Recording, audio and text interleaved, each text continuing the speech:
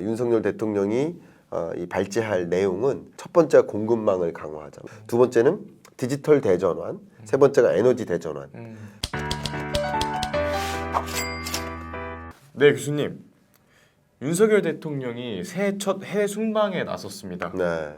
국빈 방문 중인 아랍에미리트와의 정상회담에서 네. 대규모 투자 유치가 이루어졌습니다. UAE는 우리 돈 약 40조 원 정도 네. 투자하기로 결정했는데요. 네. UAE의 네. 국가 간 투자 협약 중 기대되는 것이 있으신가요? 뭐 굉장히 많죠. 일단 말씀하신 것처럼 뭐 정확히는 뭐 약 한 37조 원 요 정도라고 볼 수 있는데 그동안에 UAE가 해외 단일 국가 대상으로 이렇게 투자를 유치했었던 거 역사적으로 쭉 나열해 보면 뭐 영국의 대략 한 15조 가량, 예, 그게 그동안의 최대치였었고요. 네. 그리고 중국에도 한 6조 가량, 예, 그게 최대치였고요. 프랑스에도 한번 투자한 적이 있는데 그게 한 2조 가량. 근데 이번에 37조 가량이니까 와. 단일 국가 대상으로는 정말 많은 규모다 이렇게 볼 수 있겠고요. 기본적으로 이 모하메드 대통령께서 뭐라고 말씀하셨냐면 어떤 상황에도 약속을 지키는 대한민국에 대한 신뢰 이걸 표현했어요. 이것 때문에 투자를 결심했다. 네, 신뢰 때문에. 네. 그리고 어떤 어려움에도 계약을 이행해내는 한국 기업의 깊은 인상 이런 문구를 실제 남겼어요. 네. 그런 말씀하셨어요. 이게 예를 들면 뭐냐면 우리나라 건설사들이 건설사뿐만 아니라 뭐 화공 플랜트 같은 것을 우리 화공 플랜트 건설해야 됩니다라고 이 발주를 하면 네. 우리가 그걸 수주해내는 거예요. 네네. 그러면 그런 여러 가지 공사 이력들이 있잖아요. 근데 우리나라가 그동안에 이 우리나라 건설사, 엔지니어링사 이들이 토목사 마찬가지 이들이 그동안 해왔던 그동안의 어떤 경험, 모하메드 대통령 입장에서 혹은 중동 국가들 입장에서 한국 그 건설사들이 해왔던 그런 경험들을 보니까 네. 계약을 반드시 이행한다. 어. 그러니까 약간 다른 나라들하고 좀 다른 점이라고 볼 수 있겠죠. 네. 우리나라 같은 경우는 진짜 뭐 그냥 하자 막 이런 경향이 있잖아요. 옛날부터. 그래서 갑자기 뭐 홍수가 와요. 뭐 아니면 뭐 예를 들어서 그런 여러 가지 이변이 있어요. 그런 일이 있어도 계약을 반드시 준수하기 위해서 예를 들어서 밤늦게까지 일해가면서까지라도 네. 그 계약을 준수하는 데 있어서 굉장히 이제 글로벌 신뢰가 두터워요. 역시 그 부분에 대한 좀 강조를 하면서 뭐 기술적인 부분도 물론 있겠고 그동안에 우리 업력도 있겠고 여러 가지 것들을 고려하겠지만 그런 신뢰에 기반해서 우리가 이만큼 투자를 단행한다라는 표현을 했기 때문에 이거는 이제 정상 간의 이제 회담이었다고 한다면 이제 많은 100여 개 기업의 어떤 실질적인 기업 간의 미팅이라든가 또 추가적으로 이야기될 것들이 많이 있겠죠. 그러면서 좀 기대되는 것들이 많이 있지 않을까 생각합니다. 네.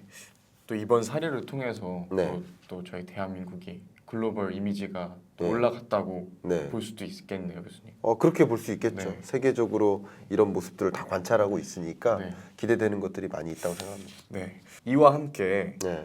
13개의 MOU가 체결되기도 했습니다. 네, 네. 네. 어떤 분야에 투자를 하게 되는 겁니까? 네. 일단은 그 국부펀드라는 단어를 이제 많이 들으셨을 텐데 네. 국부펀드가 뭐냐 뭐 이런 질문하는데 우리나라에도 국부펀드가 있고요. 네. 근데 이 국부펀드의 컨셉은 외환 보유액이 있잖아요. 그 외환 보유액이 중앙은행에서 관리한다고 보시면 좋아요. 근데 우리나라 정부도 그 외환 보유액을 활용해서 국가의 부를 자체를 올린다.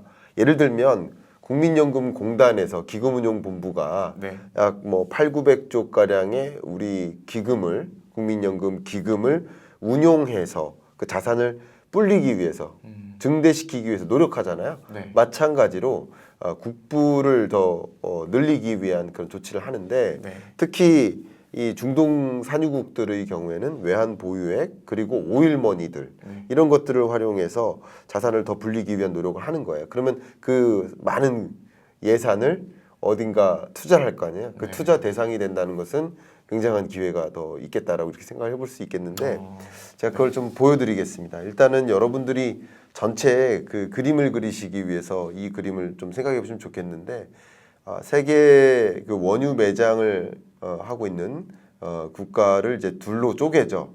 오펙 회원국이냐, 네. 난 오펙이냐. 네. 난 오펙의 가장 대표적인 나라가 러시아가 있는 거죠. 그 오펙 회원국 중에 석유 매장량 현황을 쭉 보면 사우디아라비아가 뭐 두 번째 매장량 기준입니다.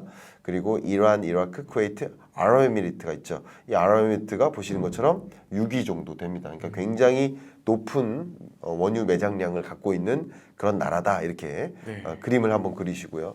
이번에 MOU를 굉장히 많이 체결했어. 지금 질문 주신 것처럼 방위 산업과 관련된 협력. 이미 22년에도 방위 산업 굉장히 기회가 많았었거든요. 소위 22년부터 탈세계화가 일어났잖아요. 네. 세계가 둘로 쪼개듯이 그리고 특히 러시아 우크라이나 전쟁이 있었기 때문에 그 군사적 긴장감도 높았고요. 그러니까 스스로 방위적인 능력을 더 갖춰야 된다. 국방 능력을 갖춰야 된다. 하니까 이 방위 산업 수출이 굉장히 많이 기대됐던 것들이 있었어요. 네. 역시 이 방위 산업 협력과 관련해서 우리나라 소위 말하는 무기 수출 그런 기회 혹은 기술 이전 이런 협력이 가능해지는 것이라고 볼 수 있겠고 이런 MOU를 체결한 것이 실제 우리 뭐 수출 혹은 뭐 우리 어떻게 연봉 협상하듯이 뭐 연봉 계약하듯이 그런 계약은 아닙니다. 근데 우리 한번 이런 부분에 있어서 서로 협력 관계를 가져봅시다라는 그런 의미가 있는 거예요. 그런 차원이라고 볼 수 있겠는데 이제 실질적인 계약이라든가 이런 것들로 단행될 때 실제 기업들의 실적에 영향을 미치겠죠. 네. 그다음에 다목적 수송기 국제 공동 개발이라든가 여러 가지 것들이 있는데 저는 제가 주목하고 싶은 것이 여기 보시면 한 UAE 국제 공동 비축 사업. 여수에 이 아부다비 국영 석유공사 원유를 유치하는 거예요. 우리나라로 따지면 한국 석유공사가 있고 그쪽에 여수에 이 원유를 유치할 수 있는 공간이 있는데 이것을 유치한다는 것은 우리나라가 긴급하게 원유 공급이 부족할 때 예를 들면 뭐 단적으로 원유가 아니라 하물며 그 요소수도 네. 엄청난 문제가 있었잖아요. 맞아요. 근데 에너지 부족한 상황에 놓인다고 생각해 보세요. 석유 부족 만약에 네. 이거 엄청난 일이에요. 네. 그러니까 그런 어떤 위급 상황 시에 전략적으로 UAE 원유를 가장 우선적으로 공급하는 그런 계약을 체결한 거예요. 이것은 이제 공급망 안정화에 상당히 기여하는 그런 대목이라고 볼 수 있겠고 그 밖에 전략적 에너지 관계를 강화한다. 이것은 뭐냐면요. 주로 UAE 입장에서 기존에는 이제 오일 시대였잖아요. 네. 이 원유가 가장 중요한 자원이었잖아요. 네. 근데 그냥 포스트 오일이라는 것을 이미 주창하고 있어요. UAE뿐만 아니라 중동 산유국들이 다 마찬가지예요. 사우디아라비아도 마찬가지고. 네. 그러니까 오일 시대는 언젠가 끝날 거라고 보고 있어요. 가장 대표적인 게 전기차로의 전환 이런 네. 거 보면 그렇죠. 맞습니다. 그러니까 오일 시대는 언젠가는 끝난다. 그러니까 우리가 지금 이 오일을 가지고 돈을 많이 벌었으니까 이거 가지고 그 다음 시대를 대비하자. 이런 준비를 하고 있는 거예요. 그런 준비라는 관점에서 이 오일 중심의 산업 구조에서 완전 사실 이제 중동 국가들이 오일 산업 말고 석유 산업 말고 그밖에 이렇게 뚜렷한 내놓으라 할 만한 산업이 없잖아요. 네. 그런 관점에서 산업을 탈탄소화한다든가 또 에너지 대전환이라든가 디지털 대전환이라든가 이런 방향성을 좀 이루어 나가자. 그런 부분에 우리나라가 좀 기여할 부분들을 많이 찾을 수 있겠다 하는 그런 기회가 많이 있다고 볼 수 있겠고요. 네. 이번에 이 협정에서 가장 많이 주목을 받았던 게 이 원전입니다. 원자력 협정 이거 굉장히 중요하죠. 그래서 이 부분에 대한 또 기대도 많이 있겠다라는 걸 좀 그림 그리시면 좋겠고요. 또 이 SK그룹 같은 경우는 자발적 탄소 시장 파트너십, 탄소 거래 플랫폼 투자 뭐 이런 부분에서도 기대되는 것들이 많이 있기 때문에 이런 게 일종의 큰 그림이죠. 이렇게 MOU라는 것을 체결하고 나면 큰 그림이라는 관점에서 협력적인 관계, 우호적인 관계를 형성해 나간다라고만 볼 수 있겠고요. 여기서 이제 구체적으로 특정 사업들을 수주하고 계약하고 하는 것들을 더 관찰하실 필요가 있지 않을까 생각됩니다. 네. 네. 교수님께서 이번에 체결된 주요 MOU 네. 짚어주셨는데요. 네, 이 이외에도 이번 국빈 방문 기간 동안 네, 모두 40여 개 양해각서가 체결될 것이라고 그렇습니다. 보고 있습니다. 예, 예. 네. 그럼 제2의 중동붐이 일어나는 거 아닌가요? 예, 뭐 맞는 말씀이신 것 같아요.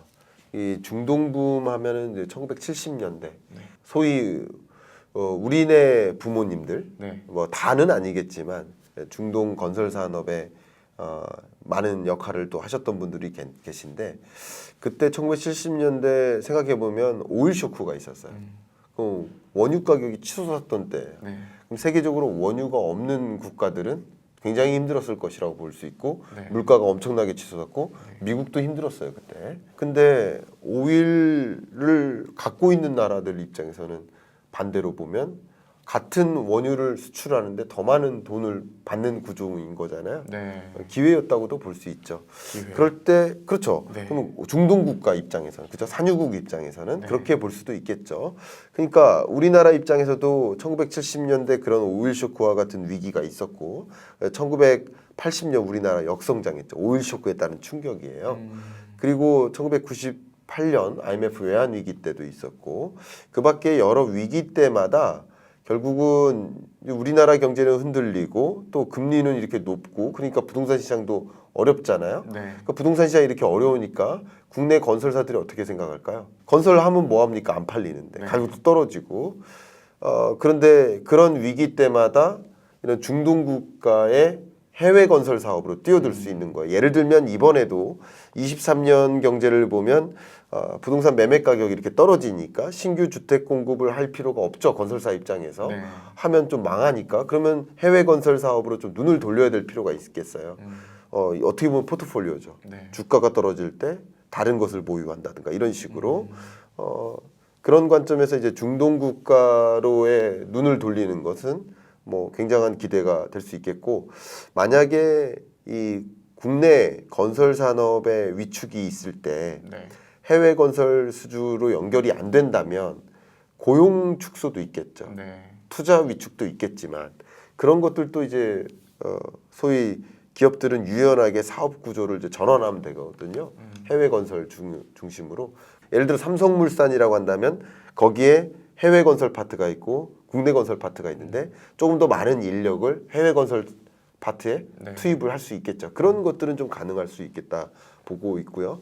실제 중동 국가 건설 시장 규모를 보시면 여기 제시되어 있는데 해외 건설 협회에서 이런 것들을 조사를 많이 합니다. 근데 2021년, 22년까지의 추이도 있지만 2050년까지, 2025년까지의 연평균 성장률을 보면 뭐 UAE 같은 경우 7.0% 굉장히 높습니다.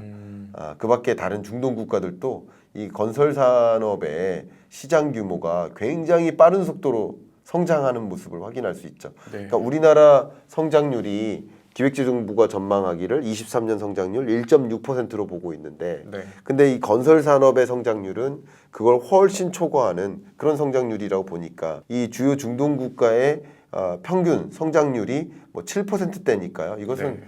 굉장히 높은 성장세죠. 그럼 이렇게 중동 지역의 건설 산업 건설 수요가 급격히 늘어나는 과정에서 우리나라가 차지하고 있는 그 비중이 늘어나면 늘어날수록 기회가 많겠죠. 네. 예, 그런 것을 생각해 보면 좋겠고 이미 우리나라가 뭐 최근 수주한 여러 해외 건설 수주 중에 한 30% 가량이 중동이니까요. UAE로부터 이런 정상회담과 뭐 국빈 대접 받고 국빈 방문하고 여러 가지 그런 긍정적인 그런 모습 속에서 우리에게 이제 중동 붐의 기회가 있을 수 있겠다라고 기대하는 것도 나쁘지 않다고 생각합니다. 네. 그래서 이번 국빈 방문 기간 동안 네. 좀 긍정적인 경제 신호를 기대해 볼 수 있을 것 같습니다. 네, 그렇습니다. 이렇게 통 큰 투자가 이루어진 만큼이나 네, 그 두 정상 간의 분위기도 되게 좋아 보입니다. 네. 이 분위기 어떻게 보십니까? 일단 UAE 대통령께서 한국은 제2의 고향이다 이렇게 표현을 했었어요. 제가 한번 여쭤볼까요? 네. 제2의 고향, 서울이 고향이잖아요. 네, 맞습니다. 제2의 고향이 어디세요? 저는 제주도라고 말씀드리고 싶습니다. 네. 왜 제주도인가요? 제주도가 주는 그런 분위기, 음. 고향은 또 안정감을 주지 않습니까? 네, 그런 분위기를 주는 곳이 네. 또 제주도라고 생각을 해서 그렇죠. 네. 우리 PD님이 워낙 또 용모가 멋있으셔가지고 아닙니다. 우리 독자분들이 굉장히 좋아하시는데 특히 제주도 도민 입장에서 이 말씀을 들으셨을 때 굉장히 반갑다 생각하실 수 있을 거예요. 네. 그러니까 제2의 고향이라는 건 그런 의미죠. 네. 예, 저도 제2의 고향하면 어느 나라 뭐 이렇게 얘기도 하고 어느 네. 지역 얘기도 하는데 네, 제2의 고향은 왜냐면 고향은 하나밖에 없잖아요. 맞습니다. 제2의 고향은 여러 수많은 대상 중에 하나일 수 있을 거예요. 네, 마치 그런 것처럼 제2의 고향이라고 표현한 것은 그만큼 애정이 있는 국가다 이런 뜻이죠. 네. 그런 표현을 한 것처럼 또 윤석열 대통령이 화답하듯이 올해 중에 좀 편한 시간에 한국 방문해 주세요라고 그런 초청하는 표현까지 했어요. 네. 그러니까 이런 것들이 우호적인 관계를 형성해 나가는데 네. 기여를 할 것이라고 보고 있고요. 여러분들이 혹여나 어떤 이런 이야기를 할 때, 특히 원전 이야기 하실 때 정치적으로 생각하진 않아 주셨으면 좋겠습니다. 네. 정치가 아니라 그냥 이런 모습 자체는 우리 경제에 긍정적이라고 볼 수 있잖아요. 그렇게 경제적인 면만 보고 그렇게 생각해 주시면 좋겠고, 어쨌든 우리나라와 우호적인 이런 중동 국가들의 23년 경제가 좀 어렵다라고 보고 있는데 그 어려운 경제에서 나름의 돌파구 역할을 할 수 있는 기회라고 생각하면 어떨까 의견입니다. 네, 교수님. 이번 투자 약속은 네. 한국이 14년 전 수주한 UAE의 바라카 원전 4기를 네. 차질 없이 건설해온 데에 대한 믿음이 큰 작용을 한 것 같습니다. 예, 맞습니다. 네. 당시 총 4호기가 계약이 됐어요. 맞아요. 네. 현재 원전 가동은 어떻게 진행되고 있습니까? 일단 바라카 원전을 우리 2009년에 처음 1호를 네. 수주를 했었고요. 네. 1호기와 2호기가 이미 상용화되었고요. 그리고 올해 3호기가 준공을 앞두고 있습니다. 그러니까 이런 과정 속에서 원전을 계속 확대해 나가고 있는데 가끔 질문하시는 분이 아니 오일이 이렇게 많이 나는 나라인데 왜 원전이냐 이렇게 생각하시는데 에너지 대전환을 꿈꾸고 있어요. 네. 결국 오일 시대는 언젠간 끝난다라고 보고 있기 때문에 원전 한 가지는 원전 그리고 신재생 에너지 태양광 풍력 그밖에 여러 가지 네. 이런 것들을 활용한 새로운 에너지 산업으로의 전환을 UAE도 중동 국가들 사우디아라비아 포함해서 네. 이런 나라들이 그걸 추진하고 있어요. 네. 그래서 그런 관점에서 우리나라도 전 정부에서는 이제 탈원전을 주창했었고 이번 윤석열 대통령은 공약에서부터 친원전을 강조했었죠. 혹여나 정치적으로 오해하지 말아주실 걸 다시 한번 당부드리고 친원전으로 이렇게 주창하는 것은 산업적인 측면에서는 기대될 게 굉장히 많이 있다고 볼 수 있겠죠. 네. 그리고 우리나라도 이 수출 1호를 수출했었고 거기서 건립을 했었고 그리고 거기서의 어떤 노하우 그리고 경험 그리고 거기서 느꼈던 그 소감 소위 말하는 평가가 매우 좋다라고 볼 수 있는 거죠. 네. 이 원전 같은 경우는 이 어떻게 보면 탈탄소라는 관점에서는 긍정적인 기여가 있다고 볼 수 있어요. 그러나 중요한 것은 사고가 났을 때 정말 이 탄소 배출하고는 비교가 안 될 만큼의 부정적인 효과가 있기 때문에 환경에 맞습니다. 그죠? 네.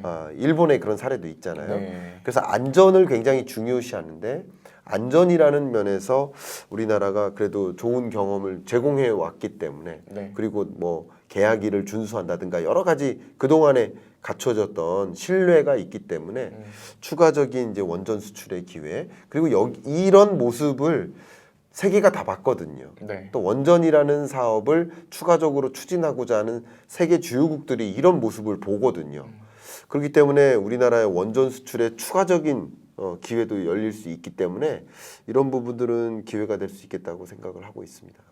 네. 네. 네. 그럼 윤 대통령은 네. 이번 순방에서 바라카 원전을 직접 방문할 예정이라고 하는데 네, 아무래도 이번 순방을 통해 네, 이 탈원전 정책 폐기 기조를 네. 국제 사회에 이제 확실히 각인시키기 위한 행보라고 볼 수 있을까요? 네, 역시 정치적으로는 이제 탈원전이라는 그 동안에 유지해왔던 문재인 정부의 정책 기조를 완전히 뒤바꿔 놓는 방식이기 때문에 야당과 여당의 이런 부분에 대한 갈등은 야기되고 있는 것 같아요. 네. 저는 정치는 잘 모르니까 네네. 정치적으로 해석할 수는 없겠습니다만 그냥 바이든 대통령이 우리나라에 방문했을 때 얼마 전에 네. 가장 먼저 간 곳이 어디예요? 삼성. 예, 반도체 공장에 갔잖아요. 네. 그 무슨 의미가 있는지 생각해 보세요. 음. 그만큼 그 속에서 산업적 기회를 좀 찾아보겠다. 특히 우리 삼성전자 반도체 공장을 미국에 이렇게 건립할 수 있도록 그런 것들을 좀 추진하기 위한 그 방향성, 그만큼 우리는 이 반도체 산업을 중요하게 보고 있다라는 의미를 내포하는 것처럼 역시 우리나라 대통령 윤석열 대통령도 UAE 방문을 해서 이 원전에 방문한다라는 것은 그런 산업적 기회를 생각하는 모습이지 않을까 생각하고요. 그리고 어떻게 보면 대세계적으로 우리나라가 탈원전으로 가고 있었는데 아니다, 우리는 친원전이다라는 것을 보여줌으로써 추가적인 수출 기회를 확보하기 위한 그런 모습들을 좀 세계 주요국들에게 보여주기 위한 행보라고도 생각이 됩니다. 그 밖에도 이제 원전 뭐 기술 이전이라든가 뭐 이런 여러 가지 면에서도 기회가 많이 있기 때문에 그런 것들을 좀 염두에 두고 방문하는 것이라고 저는 해석하고 있습니다. 네. 윤 대통령은 네. 오늘도 이런 경제 외교 일정을 이어갈 계획입니다. 네. 순방에 동행한 100여 개의 기업의 수출과 네. 투자 등을 논의할 예정이라고 하는데 네. 기업들의 행보는 어떻게 보시나요? 일단 앞서 제가 MOU 체결한 걸 말씀드리면서 설명드렸습니다만 최태원 회장께서 SK 회장이죠. 그럼 SK 그룹과 이 탄소 시장 파트너십 MOU를 체결했죠. 그러니까 이런 부분에 대한 기회. 그리고 이재용 삼성 회장도 마찬가지입니다. 삼성그룹에 삼성물산이 있고 삼성 엔지니어링이 있어요. 네. 지금 현재는 같은 사옥을 쓰고 있습니다. 자, 다음 달에 가거든요. 아, 네네. 네, 근데 엔지니어링에도 이미 다녀왔었고요. 네. 그 우리 상일동에 있어요. 저기 어떻게 보면 서울 지역 중에 하남을 마주한 그 서울 외곽에 위치해 네네. 있는 위치인데 이 삼성물산이 원전을 수출하는 회사예요. 그래서 한국수자력 원자력이라는 공사가 있고 네. 또 삼성물산이 있고 네. 같이 정부와 민간이 함께 민관 화합을 이루어서 이 원전 수주를 적극적으로 해 나가는데 기회가 많이 있거든요. 네. 역시 현대자동차 그룹도 이 부분에 대한 기회를 많이 생각하고 있어요. 그런 면에서 기대되는 것들도 있겠고요. GS 에너지 같은 경우는 이제 광구라고 하죠. 광구가 이 광업을 소위 이제 광물 자원을 채굴하는 그런 광업을 할 수 있는 영위할 수 있는 그런 지역을 얘기하는데 이 광구 지분을 또 투자한다든가 여러 가지 기회들이 있겠죠. 이런 여러 가지 면에서 기업인들이 이 UAE에 있는 이제 주요 국영 기업들의 또 수장들과 미팅을 하고 추가적인 뭐 기술 교류라든가 사업 기회를 발굴하는데 좀 기대되는 것들이 많이 있지 않을까 생각해 볼 수 있겠습니다. 특히 네, 압둘라 장관은 네, 행운이 있다는 걸 믿는다라고 언급하기도 했는데요. 네, 이 말은 이슬람 종교적 은유가 담긴 예, 최상급의 환영이라고요. 예. 기본적으로 이제 무함마드 UAE 대통령께서 국빈을 초대한 건 첫 번째 일인 거고요. 그 뭐든지 첫 번째 초대라는 것은 상당한 의미가 있지 않겠습니까? 그리고 첫 번째 초대자를 함부로 선택하지는 않잖아요. 그러니까 그런 의미가 있다라고 볼 수 있고요. 그런 데 있어서 그 첫 번째 초대 국가가 우리나라다라는 점에서 각별한 의미가 있다 저는 생각을 하고요. 네. 또 지금 말씀하신 외교부 장관이죠. 행운이라는 표현을 썼어요. 이게 좀 과거로 올라가 보면요. 네. 이제 물론 성경과 코란이 있는데 제가 뭐 성경 이쪽 전문가는 아니지만 저도 이제 이 부분을 좀 공부를 해보니까 이 아브라함이라는 굉장히 중요한 인물이 있어요. 네. 성경에 구약에 있습니다. 당시 86세였는데 자, 그 첫 번째 아내가 있어요. 그리고 두 번째 아내가 있습니다. 근데 그 두 번째 아내로부터 낳은 아들이 있어요. 네. 그 아들이 그 이스마엘이라는 사람입니다. 네. 근데 뭐 그때 86세에 나왔는데 사실은 뭐 물론 지금하고는 시대가 좀 다른 것 같아요. 당시에 아브라함이 175세까지 살았으니까 네. 예, 성경 기록에 따르면 그렇습니다. 그러면 그랬기 때문에 그때의 뭐 어떤 신체적인 구조랑 좀 다를 수 있지만 당시에도 어쨌든 86세에는 이제 아이를 낳기에는 좀 어려운 그런 신체적인 상황이라고 볼 수 있겠죠. 네. 그런데 이제 소위 이제 천사가 방문한 것으로 기록이 되어 있더라고요. 그래서 어쨌든 그 아브라함의 그 두 번째 아내 또 다른 아내자 하갈을 통해서 이런 천사가 와서 성령 혹은 축복, 행운이라는 표현을 하면서 이 이스마엘이라는 아들을 낳았고 이 이스마엘이 그리고 이슬람교의 창시자죠. 마호메트가 자신이 이 하갈 아들 이 이스마엘의 후손이다라고 이렇게 이야기를 주장을 많이 해왔었어요. 그만큼 이 이슬람 국가 입장에서는 이 앞에 말씀드렸던 그 행운, 네. 축복, 성령 이것은 좀 영적인 기운까지 이야기를 할 만큼 우리 관계가 한국과 이슬람 국가들 혹은 UAE와의 관계가 매우 중요하다라는 의미를 부여하는 거라고 생각해 볼 수 있을 만큼 함께 미래 방향을 같이 구축해 나가자. 우리도 오일 시대에서 포스트 오일로의 전환을 꿈꾸고 있고 또 한국도 제2의 도약을 해 나가는 데 있어서 함께 우리가 마중물 역할을 해보자라는 그런 의미, 긍정적인 의미를 표현한 것이라고 저는 생각을 해볼 수 있을 것 같아요. 네, 뭐 전쟁도 있었고 미중 갈등도 있고 이렇게 세계 간의 관계가 안 좋은데 또 이런 긍정적인 신호라고 해석해 볼 수 있을 것 같습니다. 그렇습니다. 네. 아랍에미리트 일정을 마치고 네, 스위스로 이동한다고 합니다. 네, 네, 재계 총수들과 함께 다보스 포럼에 참석을 한다고 하는데 네, 윤 대통령의 특별 연설을 할 것 같은데 네. 네, 여기서는 어떤 활동을 할 것이라 보시나요? 일단 스위스에서 개최되는 이 다보스 포럼이 정말 세계의 경제 올림픽 이렇게 생각하시면 좋아요.